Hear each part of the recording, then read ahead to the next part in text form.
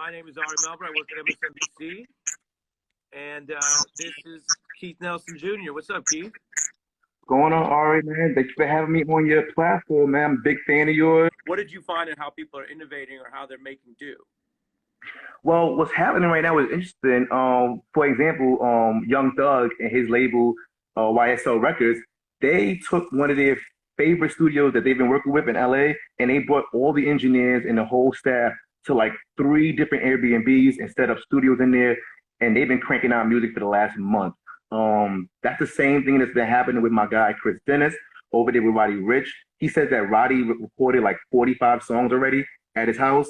YB and Corday with my guy Burn on the Boards, like they're making music at his house. Artists are like really just refitting their homes and making studios out of them. And it's crazy that like it's crazy how much music they're making right now in a time when, you know, you would think that people aren't going to be that creative because of what's going on right now. But what I'm hearing from a lot of engineers is these artists are calling them left and right. A lot of artists, which is interesting, a lot of artists are actually calling engineers to find out, can they come to their house? Can they fly to their house? Can they take a car to their house? Because a lot of artists can't put their music together. And that's why I always say the engineers the backbone in the music industry. Because without them, a lot of these songs don't sound the way they sound right now. Yeah. They're saying in the comments, try turning your volume down a little bit. People are telling me I have reverb. Maybe I'm like Teddy Riley out here. I got problems.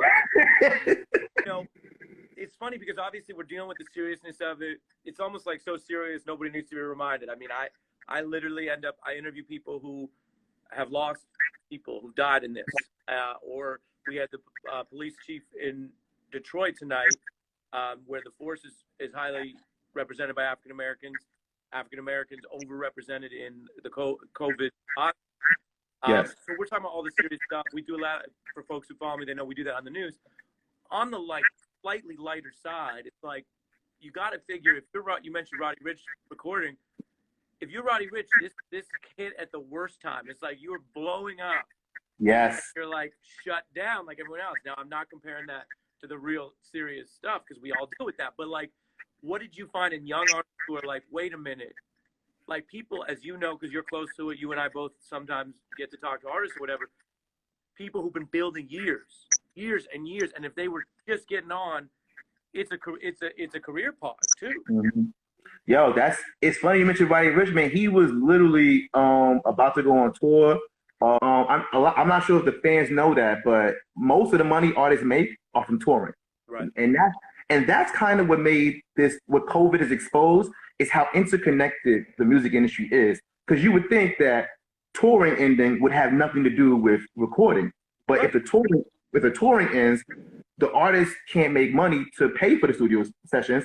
And then on the flip side, a lot of studios make a lot of their money from artists coming in out of town. Like Drake might come into Atlanta, don't want to buy a studio for his hotel, let me go to the studio. Now that's not happening. These artists aren't coming through. So a lot of artists are pivoting to like realizing like, yo, what else can I do? Like if you saw Travis Scott, he's doing this, he's on Twitch right now, or over the next 4 weeks, debuting music, really connected with his fans in that way, making a Fortnite skin. Like these artists are finding ways to connect with their fans. My guy Yusuf at One Music Fest put on a IG Live festival on Saturday. People are finding ways to adjust and adapt during this coronavirus because that's really all they have. Because I mean, to your point about how it's not as serious as people losing their lives, but at the same time, some of these artists can't survive 3 months without touring.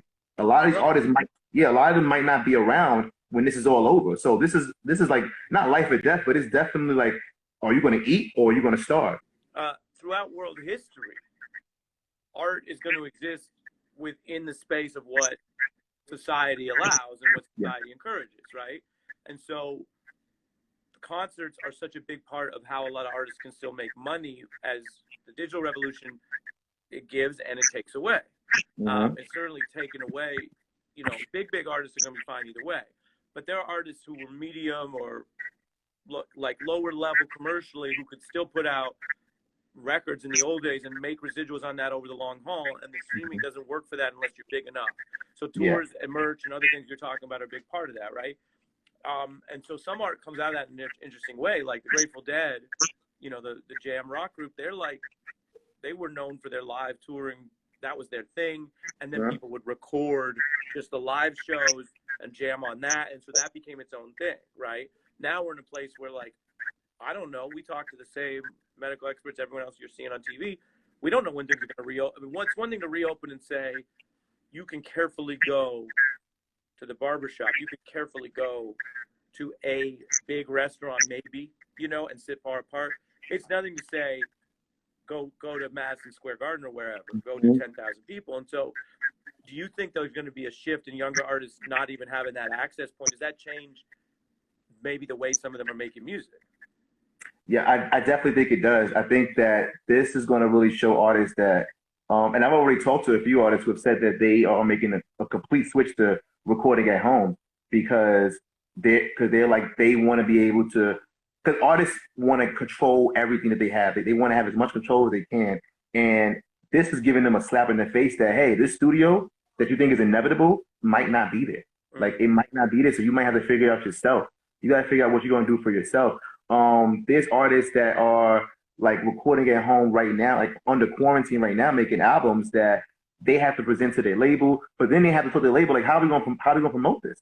How are we going to push this? What are we going to do for this? And they haven't told me on the record, but a lot of artists have told me that a lot of their albums have been shelved. A lot of albums have been shelved right now because the label's like, we can't do nothing with it. Like, we can't, you have to re-record that verse, but you can't re-record it. So you heard from artists who are like, they have stuff they want to put out and they can't even put it necessarily out. There's some artists that are like Billboard charting artists that have told me my album can't come out because we can't tour. We can't do this.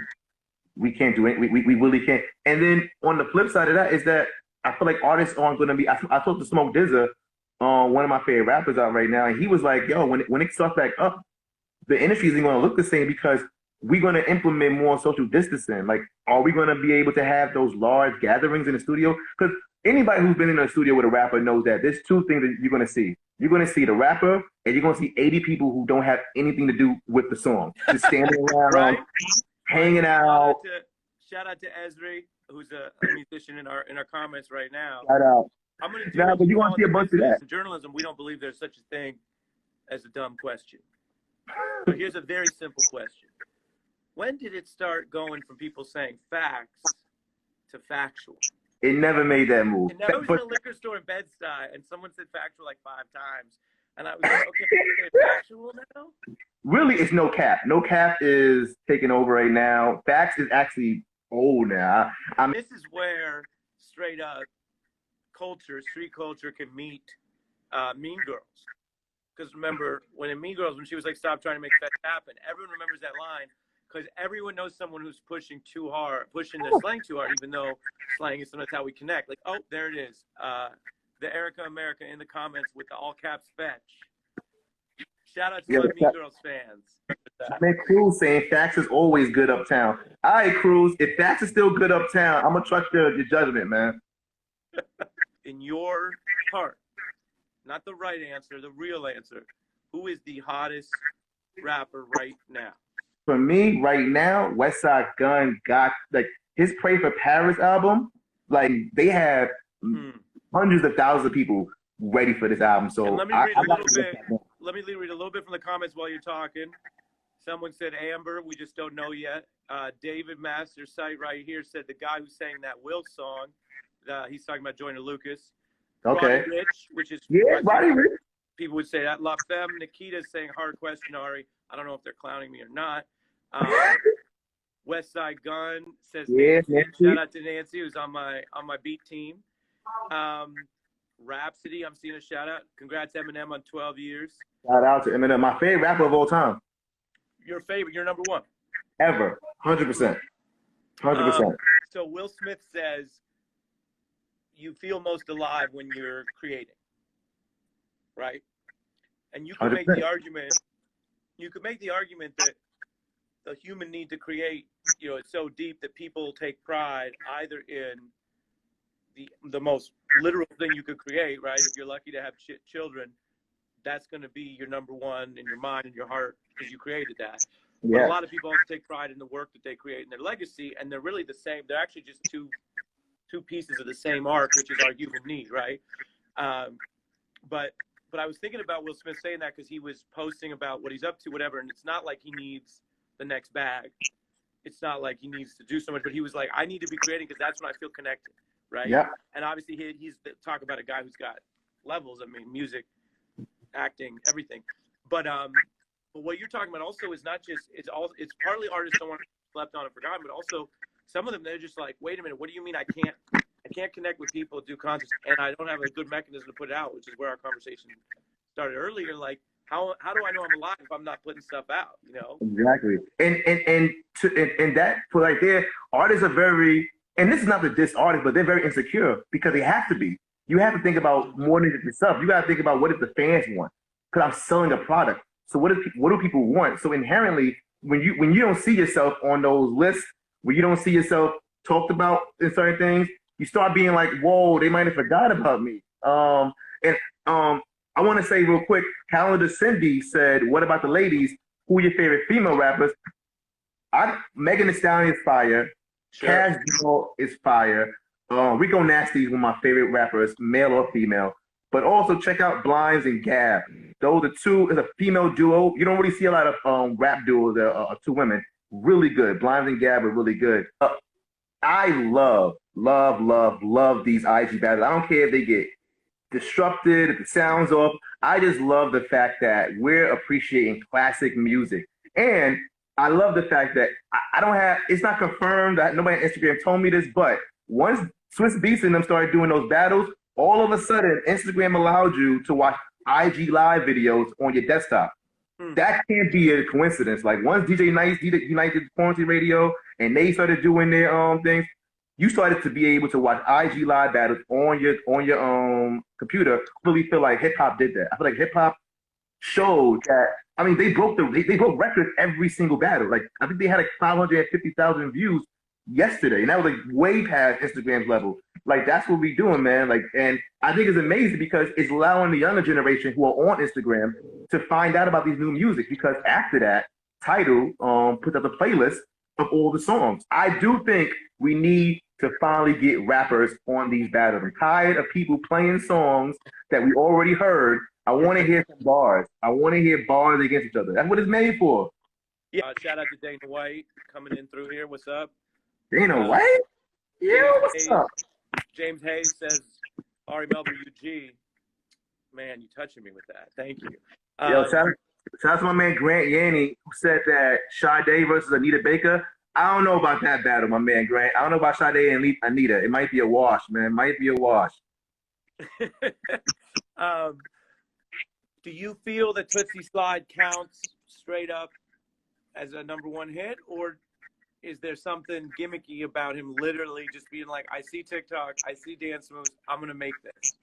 It's totally gimmicky. Like but here's the thing, like gimmicks go to #1. Like I mean, that's just what happens. Like we've always wanted like dance songs. Like if you have a great dance instruction song, you're gonna go #1. The Macarena was #1 for like 8 weeks.